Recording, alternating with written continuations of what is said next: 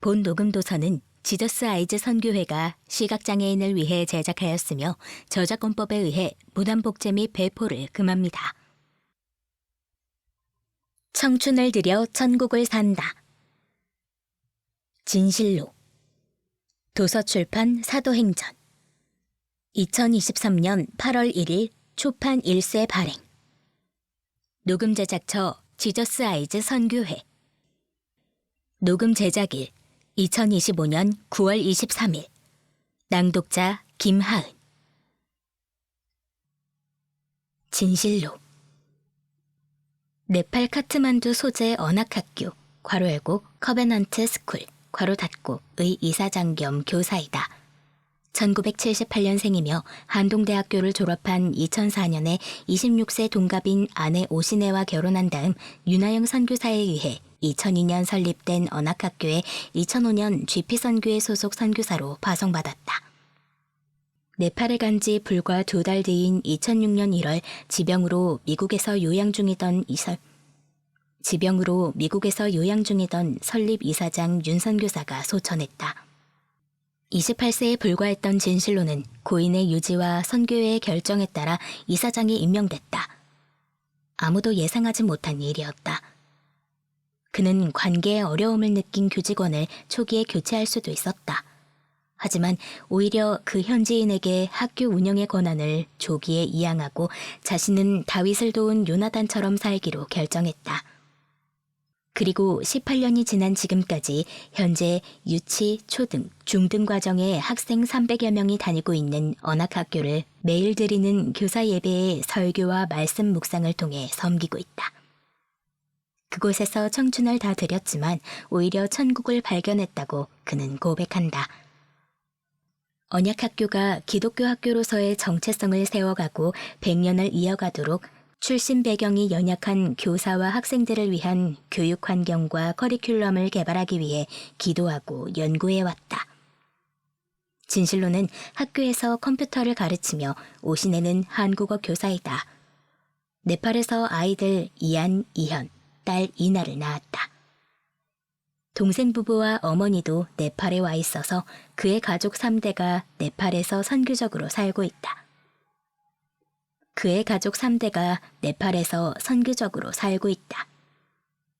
빗소금교회 청년부 시절에 만나 동역자가 된 이양수 선교와 그 남편 최재원 선교사 부부와 함께 카페 보나체라는 BAM 사역을 하고 있기도 하다. 2004년에 한동대학교 생명식품과학부를 졸업했다. 미국 칼빈 대학, 괄호 열고 칼빈 유니버시티, 괄호 닫고 교육학 석사, 괄호 열고 마스터 오브 에듀케이션, 커리큘럼 앤 인스트러덕션, 괄호 닫고 이다. 카트만두 대학교, 괄호 열고 카트만두 유니버시티, 괄호 닫고 에서 교육학 박사를 수료했으며 퓰러 신학교, 괄호 열고 퓰러 세미너리, 괄호 닫고 의 선교학 박사 과정 중이다.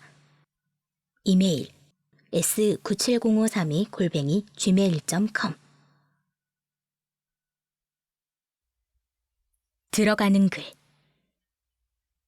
선교사로서 나의 소원은 예수 그리스도를 꽃잎 한 장만큼이라도 알아가는 것이었다.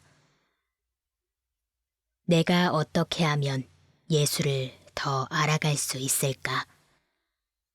그건 내가 예수님의 삶을 실제로 살아볼 때까지는 알 수 있는 것이 전혀 아니었다. 예수님처럼 철저히 무시당하고 예수님처럼 완벽히 배제당할 때 예수님의 옷자락 부근에 남아 간신히 가까스로 가닿을 수 있는 것이었다. 그래서 내가 선교사가 되기 위해 배운 선교는 그저 헌신이고 희생이고 고생이었다. 그건 현실이었다.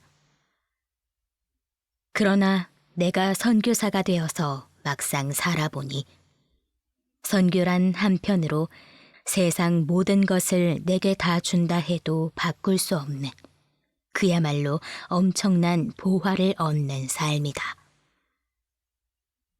내가 선교사로서 몇 명의 영혼을 살렸는지는 자신할 수 없지만 적어도 무한의 천국은 소유하게 되었기 때문이다. 선교사는 이토록 큰 가치와 자기 인생을 교환하는 사람이다. 그러므로 세상에서 가장 큰 이익을 보는 사람이다.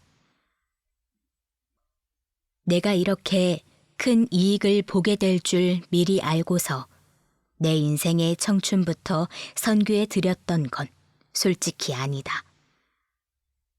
예상은 어느 정도 했지만 이렇게 좋을 줄은 미처 몰랐다. 자기 희생이 결코 아니다. 남아도 엄청나게 남는 장사다.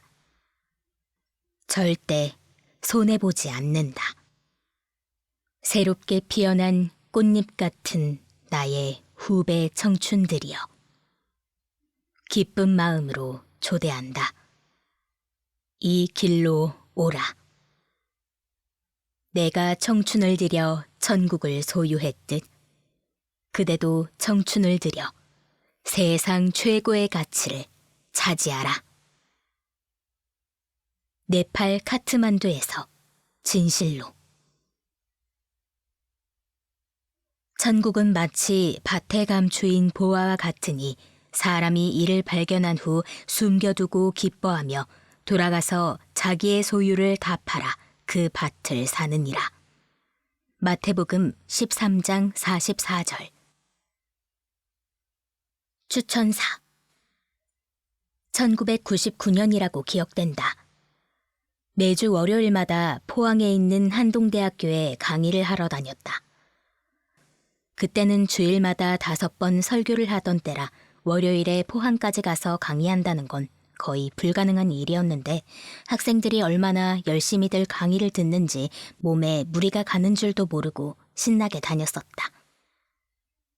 크리스천 베이직을 강의했고 그 강의안을 가지고 책을 출판하기도 했었다. 그때 학생이었던 청년이 네팔의 선교사, 괄호 열고 진실로 선교사, 괄호 닫고가 되었다. 벌써 19년째 네팔에서 사역을 하고 있는데 자신뿐만 아니라 부모님과 형제 부부와 함께 3대가 함께 살면서 선교를 하고 있다고 한다. 그 진실로 선교사가 지난 19년 동안의 선교 이야기를 책으로 출판하게 되었다. 책 제목부터 예사롭지 않다. 청춘을 들여 천국을 산다. 네팔에서 선교사 생활이 뭐 그리 넉넉하고 좋기만 했었으랴. 힘든 일, 어려운 일, 고통스러웠던 일은 왜 없었으랴.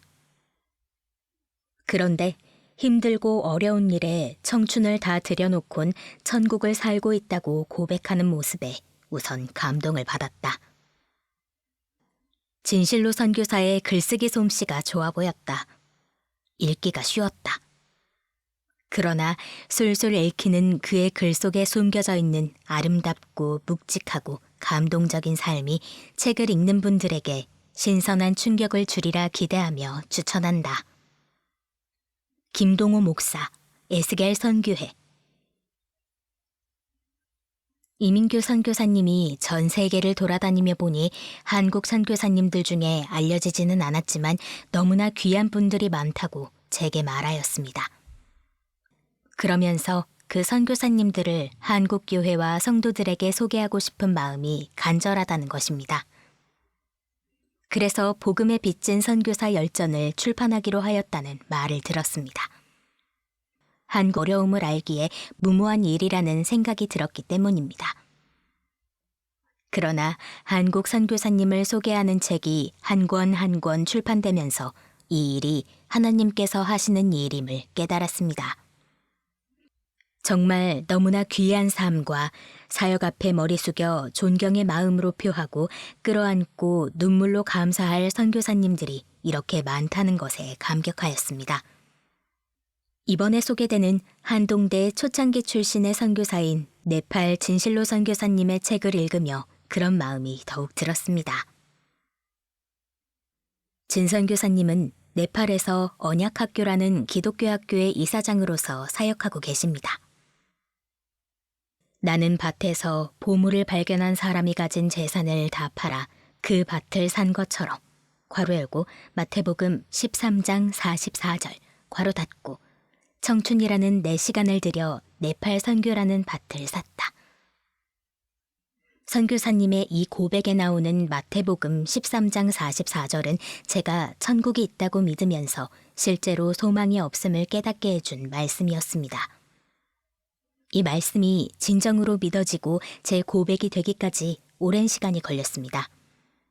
그래서 진실로 선교사님의 이 고백이 제겐 너무나 특별한 감동이며 은혜가 되었습니다. 네팔에서 선교사 생활이 얼마나 힘들고 어려울지 실제 경험하지 않아도 누구나 짐작할 수 있을 것입니다. 그런 네팔에서 천국을 살고 있다라고 고백하는 것이 너무나 놀랍지 않습니까? 하나님의 나라는 근본적으로 통치 개념입니다. 하나님께서 다스리는 모든 영역이 하나님의 나라인 것입니다. 즉, 예수님이 왕이신 나라가 하나님의 나라입니다. 그래서 여기 있다 저기 있다 할 수 없고 예수님을 왕으로 모시고 사는 우리 안에 있는 것입니다. 하나님이 부르시면 언제나 반응할 수 있는 사람이 필요했었고 그게 저였다는 생각이 듭니다. 진실로 교사님의 이 고백처럼 진선교사님의 사역은 선교사님이 주님과 네팔 사람들을 위하여 일한 것이 아니라 주님께서 선교사님을 통하여 네팔에서 친히 역사하신 것이었습니다. 선교사님은 오직 주님께 집중하고 주님의 말씀에 귀를 기울이고 주님께 순종하였을 뿐입니다. 이것은 모든 선교사, 아니 모든 성도들이 따라야 할 모본입니다. 진실로 선교사님은 네팔에서 하나님의 나라를 살면서 하나님의 나라의 증인이 되어 있습니다. 이 책을 읽는 사람들마다 진실로 오신의 선교사처럼 자신의 삶을 들여 천국을 사는 눈이 열리게 될 것을 기대합니다. 유기성 목사, 위드 지저스 미니스트리 이사장. 선교사는 떠나는 사람입니다. 내가 편안한 환경을 떠나 낯선 곳, 불편한 곳으로 가는 사람입니다. 사람을 부르시고 가르치신 후 보내시는 예수님의 교육 계획을 실행하는 사람입니다. 선교사에게는 보이지 않는 것을 보는 믿음이 있고 비전을 보고 따라가는 용기가 있습니다. 그리고 그 용기에 사랑이 더해져 있습니다. 진실로 선교사님의 책 청춘을 들여 천국을 산다를 보았습니다. 다소 당돌하지만 책 제목이 정말 마음에 듭니다. 한 번밖에 없는 청춘을 바쳐서라도 천국을 살 수 있다면 이건 남는 장사라고 하는 저자의 주장에 10분 공감합니다. 청춘을 주고 천국을 사서 3대가 네팔에 살며 천국을 증거하고 있는 진실로 선교사님이 한동대 출신이라는 사실이 무척 자랑스럽습니다. 최도성 총장, 한동대학교. 예수님의 공생의 사역을 한 단어로 표현한다면 순종일 것입니다. 예수님은 그분을 이 땅에 보내신 이의 뜻을 행하는 기쁨으로 평생을 사셨습니다. 선하신 하나님의 뜻에 순종하여 그분의 구속사역에 동참하는 것은 예수님의 마음을 닮아가는 가장 좋은 길입니다. 그런 면에서 네팔 언학학교, 괄호 열고 코베넌트 아카데미, 괄호 닫고 의 이사장으로 섬기시는 진실로 선교사님의 책은 예수님의 겸손한 마음을 배우는데 귀한 도전과 교훈을 줍니다. 다윗을 세우는 요나단의 마음, 예수님의 길을 예비하는 세례 요한의 영성을 가진 진실로 선교사님은 진솔한 간증과 성찰을 통해 앞으로 한국교회의 선교 운동이 나아가야 할 방향과 태도를 겸손하게 제시하고 있습니다. 하나님 나라와 세계 선교를 위해서 기도하며 선교적인 부르심을 구체화하기 원하는 모든 분들에게 이 책을 추천합니다. 문대원 목사, 대구 동신교회 담임, 국제 로잔운동 이사. 진실로와 오신의 내외의 이름을 부를 때마다 이 내외가 추구하는 것이 진실함이며 예수님의 다시 오심이라고 생각합니다. 청춘을 들여 천국을 산다. 이 책에서 진실로 선교사는 한국인 동역자 사이의 사역에 대해 현지인들과의 관계에 대해, 가족의 삶에 대해, 그리고 학교 운영에서는 교사와 학생에 대해 새롭게 경험한 것들을 진솔하게 나누고 있습니다. 진실로 선교사는 어떤 선교 이론을 따르기보다 네팔 사람들이 주도하는 사역에서 스스로의 권위와 주장을 내려놓고 배경이 되어주는 노력을 하였습니다. 특별히 상대적으로 연약한 사람들에게 수준을 맞추는 사역을 인내로 감당하며 그에 대한 선교적 원칙까지 스스로 정립한 내용이 매우 놀랍습니다. 진실로 선교사는 사역을 주도하는 것이 아니라 참여자처럼 사역해왔습니다. 하지만 하나님의 말씀을 전하는 노력에 집중함으로써 현재 동역자들이 그들의 방식대로 하면서도 말씀의 인도를 따르게 하는 점은 모든 선교사가 따라야 할 모본이라고 생각됩니다. 이 책을 읽는 젊은이들이 도전받고 진실로 오신의 내외가 청춘을 들여 천국을 산 것과 같이 담대히 주님의 부르심에 응답하기를 기대합니다. 이 책을 읽는 모든 분들이 선교사와 사역에 대해 전형적인 모습이 아니라 탁월함보다 겸손함으로 현지인들에게 맞추는 모습을 보게 될 것입니다. 김병선 선교사, GP 선교회, 인도네시아. 차례. 들어가는 글 4페이지. 추천사 8페이지. 파트 1. 청춘을 들여서 얻게 된 가치. 1. 일찌감치 청춘을 들이다 18페이지. 2. 스페어 타이어 선교사 27페이지. 3. 요나단이 되는 선택 37페이지. 4.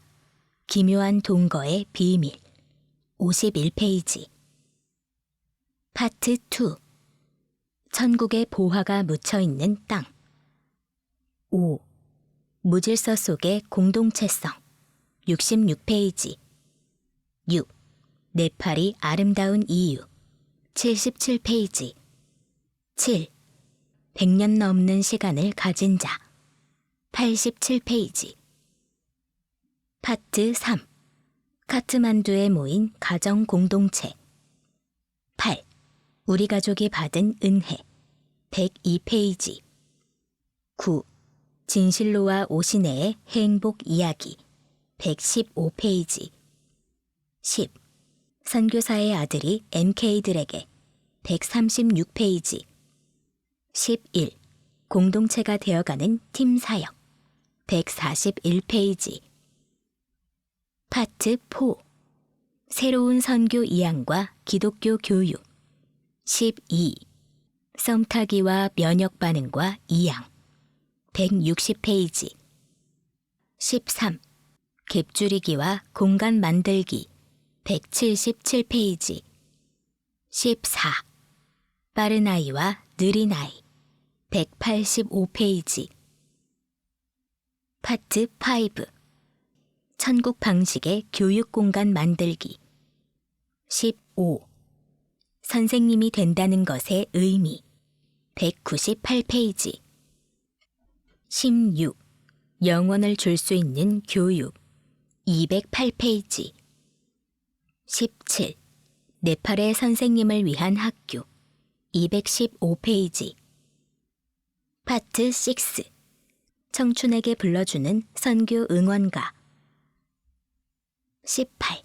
고된 시절의 기억 치환법 228페이지. 19.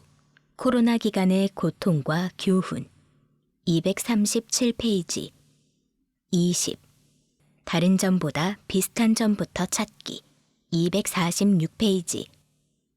21. 괜찮아, 다 잘 될 거야 258페이지. 에필로그 263페이지. 비샬 선생님의 간증시 265페이지. 파트 1. 청춘을 들여서 얻게 된 가치. 1. 일찌감치 청춘을 들이다. 한국에서 네팔에 오는 사람에게는 3시간 15분이 선물처럼 생긴다. 시차다. 그런데 특이하다. 3시간 혹은 4시간 같은 시간 단위가 아니라 3시간 15분이라니. 네팔에 처음 온 여행자 중에는 이 15분이 주는 느낌이 특별한 분이 있을 것 같다. 작은 여유 같은 게 덤처럼 생기는 기분이랄까. 네팔에 온 다음 날 아침 몸이 습관대로 잠에서 깨더라도 카트만두는 여전히 숙면 중일 것이다. 아침 식사는 네팔 시계에 맞춰서 해야 하므로 한국 사람 같으면 꽤 늦은 아침이나 이른 점심 같을 것이다. 그래서 첫날은 대개 배가 고플 것이다. 점심이 저녁 같고 저녁 식사는 한밤중에 야식 같을 것이다. 이러니 한국인 여행자라면 여행 첫날에 경험하는 네팔의 하루가 제법 길다고 느낄 것이다. 그러니 15분이 더해지는 네팔의 독특한 시차는 인심 좋은 곡물가게 주인이 얹어주는 덤 같을 거란 말이다. 반대로 매시간 정각에 맞춰 일정을 잡던 분이라면 15분씩 늦어진다는 조바심이 들 수도 있다. 이런 분은 뭔가 손해본다는 기분이겠다. 히말라야 앞에서 2011년 지피선교회의 네팔 모임 중에 포카라 사랑곳에서 찍은 가족 사진. 3시간이라는 시간에 15분이 덤처럼 더해진 기분은 어릴 적 선물로 받은 로봇 장난감에 작은 모형이 따라올 때와 비슷하다. 로봇 덩치는 팔뚝만큼인데 손가락 크기의 로봇 모형이 포함된 경우 말이다. 나는 할 수만 있다면 이런 기쁨을 오래 간직하고 싶다. 나는 할 수만 있다면 이런 기쁨을 오래 간직하고 싶다. 네팔에서 선교사로 살아온 삶이 힘든 적은 종종 있었지만 푸짐한 선물을 받은 아이처럼 행복하다. 어쨌든 네팔에 막상 와서 며칠 지내다 보면 15분 시차는 별 상관이 없어진다. 누구나 여행을 마치고 인천공항에 돌아가면 거저 생긴 듯한 시간이든 뺏긴 듯한 시간이든 순식간에 원점이 되는 것이니 마찬가지다. 결국 여유를 먼저 느끼냐 나중에 느끼냐의 성격 차이다. 이런 걸 보면 시차는 나라마다 있어도 시간은 인생이라는 지구별 여행자에게 공평하다. 다만 나는 네팔에서 살고 있으므로 불공평하게 3시간 15분을 늘 더 가지고서 살고 있을 뿐이다. 나는 네팔에서 선교사로 살아오면서 여기서 누린 선물이 3시간 15분의 시차 정도가 아니라는 생각을 종종 한다. 내가 누린 선물은 여기에서 살아온 시간 전체이다. 나는 밭에서 보물을 발견한 사람이 가진 재산을 다 팔아 그 밭을 산 것처럼 괄호 열고 마태복음 13장 44절 괄호 닫고 청춘이라는 내 시간을 들여 네팔 선교라는 밭을 샀다. 나는 그것이 가치 교환을 한 일이라고 이제는 감히 말하고 싶다. 선교사로서의 헌신 같은 거창한 말은 내게 어울리지 않는 옷처럼 어색하다. 마침 잘 왔어. 나는 2023년 현재 재미 한국인 여선교사였던 윤하영 목사가 2002년 4월 네팔의 수도 카트만두에 세운 언약학교의 이사장으로서 18년째 사역하고 있다. 언약학교에는 현재 유치원부터 중학교 10학년, 괄호 열고 한국의 고등학교 1학년, 괄호 닫고까지의 과정이 있다. 2022년 기준으로 약 300명의 학생이 다니고 있다. 네팔의 학제는 한국과 조금 다른데 네팔에서 프리마리 스쿨은 유치원에 해당하며 프리마리 스쿨로 불리는 초등학교는 한국의 5학년까지에 해당한다. 중학교에 해당하는 세컨데리 스쿨은 한국의 초등학교 6학년부터 고등학교 1학년, 괄호 열고 10학년, 괄호 닫고까지 범위가 넓다. 네팔에서 하이스쿨은 11에서 12학년에 해당되는데 언약학교에는 이 고등학교 과정만 없다. 나는 이 학교에서 이사장으로서 현지인 선생님들을 측면에서 지원하며 지금 직접 컴퓨터 등을 가르치는 교사이기도 하다. 내가 맡고 있는 역할 중에 이사장은 네팔에 오기 전에 예정된 일이 아니었다. 2005년 우리 부부가 네팔에 올 때 나이는 27살이었다. 1978년생인 나는 2004년에 한동대학교를 졸업했고 그해 8월에 결혼했다. 언약학교, 중학교에 해당하는 세컨데리 스쿨 교사. 한국의 초등 6학년에서 고교생 1학년 나이 사이의 학생들이 다니는 곳이다. 신혼여행을 다녀온 다음 바로 선교 훈련을 받고 파송된 초보 중의 초보 선교사였다. 동갑인 아내는 CCC 대학생 간사 출신이지만 해외 선교사로서 경험 없기는 다를 게 없었다. 우리 부부는 초보로서 엉뚱하게가 초록이 동색이었다. 나는 한동대학교 97학번으로 이 대학의 3번째 입학생이다. 생명식품공학을 전공했고 취직 같은 걸 할 생각은 처음부터 없었다. 초등학교 4학년 여름 수련회에서 예수 믿을 때 서원했던 다짐이 선교사가 되는 것이었으므로 대학을 졸업했으니 선교사가 될 수 있는 최소 자격을 드디어 갖춘 것이라고 생각했다.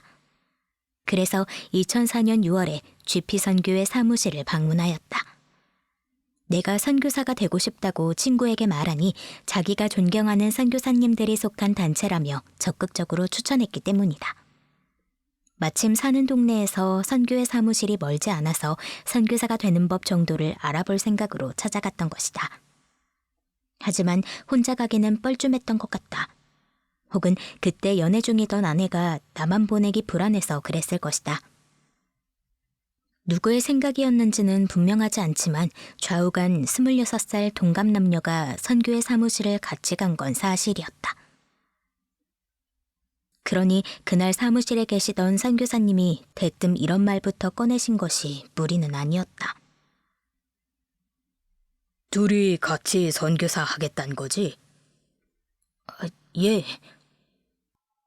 청춘을 들여 천국을 산다 1번은 22페이지에서 끝났습니다.